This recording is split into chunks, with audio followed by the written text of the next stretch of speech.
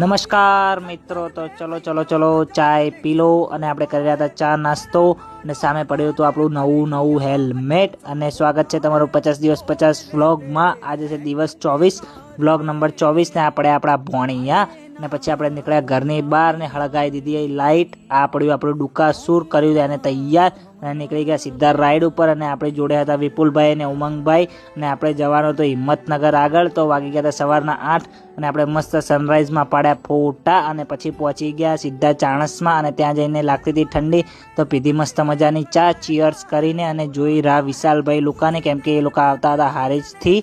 અને પછી આવી ગયા હતા વિશાલભાઈ લોકોને. આપણે પહોંચી ગયા હતા હિંમતનગર આગળ અને બધાના પેટ થઈ ગયા હતા ઉણા. તો પછી આપણે પહોંચી ગયા જય ભવાનીએ નાસ્તો કરવા માટે અને આપી દીધો જય ભવાનીએ વડાપાઉંનો મસ્ત મજાનો ઓર્ડર. અને પછી જોઈ રહ્યા હતા વડાપાઉંની રાહ અને આવી ગયા હતા મસ્ત મજાના તીખા ગરમ વડાપાઉં. તો પછી બધાએ ગોળ સર્કલ બનાવીને બેસી ગયા અને ખાધા વડાપાઉં અને થઈ ગયું હતું બધાનું પેટ તીખું ગરમ.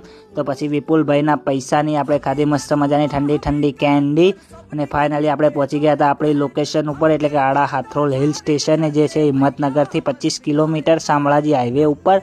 અને પછી ત્યાં જઈને આપણે મસ્ત મજાનો વ્યૂ કર્યો, એન્જોય, અને બાઇકના ને આપણા પાડ્યા ખૂબ બધા ફોટાસ.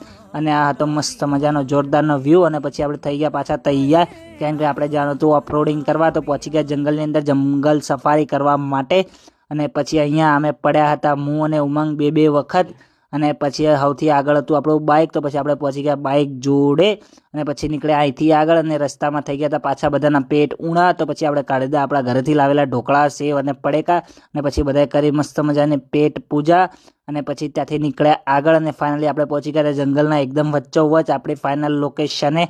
પછી બધા બાઇકોને આપણે લાઇનસર ગોઠવી દીધા અને પાડ્યા ખૂબ બધા બાઇકોના ફોટા, વિડીયોઝ અને કર્યો વ્યૂને મસ્ત રીતે એન્જોય. અને પછી ત્યાંથી આગળ આપણે થોડી વાર બેઠા બધાને કરી દુઃખની બધી વાતો, કેમ કે આપણા જીવનમાં હતું ખૂબ બધું દુઃખ. અને પછી આપણે પહોંચી ગયા હતા સીધા ભીમનાથ મહાદેવ, જે ત્યાંથી હતું 25 કિલોમીટરના અંતરે, જે છે મંદિર તળાવની વચ્ચોવચ. અને ત્યાં જાય છે 2 કિલોમીટરનો મસ્ત મજાનો રોડ. અને પહોંચી ગયા સીધા ભીમનાથ મહાદેવ મંદિરે અને બાઇક કરી દીધા પાર્કિંગ. અને આ છે મસ્ત મજાનું ભીમનાથ મહાદેવનું મંદિર, જે તળાવની વચ્ચોવચ આવેલું છે, જેની આજુબાજુ ખૂબ બધું પાણી છે. અને પછી આપણે કર્યું ત્યાં જઈને દર્શન અને કર્યો વ્યૂને એન્જોય. અને થઈ રહી હતી સાંજ અને થઈ રહ્યો તો સનસેટ. તો પછી સનસેટને કર્યો એન્જોય અને પછી આપણે નીકળી ગયા ઘરે જવા માટે.